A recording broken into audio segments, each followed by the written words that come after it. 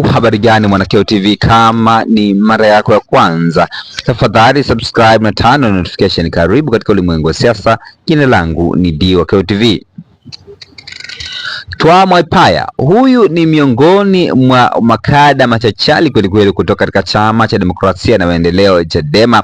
Twaha Mwaipaya ameamua kutumia jukwaa la mtandao wa Twitter kukumbushia kifo cha mchekeshaji maarufu kutoka nchini Tanzania ambaye alikuwa anaitwa MC Pilipili. Tunafahamu kwamba ni takriban miezi kadhaa tangu kifo cha mchekeshaji huyo maarufu kutoka nchini Tanzania MC Pilipili kitokee.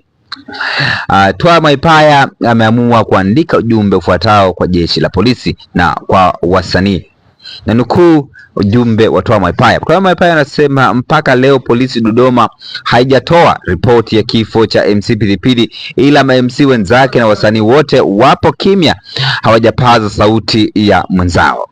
Kila Mtanzania ana haki ya kuishi, kulindwa na kufurahia maisha kwenye nchi yake. Hakuna mtu wa kupanga nani awawe na nani aishi Tanganyika. Hayo ni maoni ambayo ameamua kuyatoa Twaha Mwaipaya katika mtandao wa Twitter kuhusu tukio la kifo cha mchekeshaji maarufu kutoka nchini Tanzania MC Pilipili, ambacho kiliibua hisia za watu wengi na mpaka kupelekea Mpoki kuweza kuzungumza mbele ya halaiki kwamba alitegemea kwamba mpaka sasa hivi mtu awe ameshakamatwa. Alizungumza kwenye msiba wa MC Pilipili ambapo Mpoki alipaza sauti yake kusema kwamba alitegemea mpaka sasa watuhumiwa wao wameshakamatwa kutokana na tukio la utata wa kifo cha MC Pilipili. Una maoni gani kama Mwanakeo TV? Tafadhali shusha maoni yako katika sehemu ya comment section.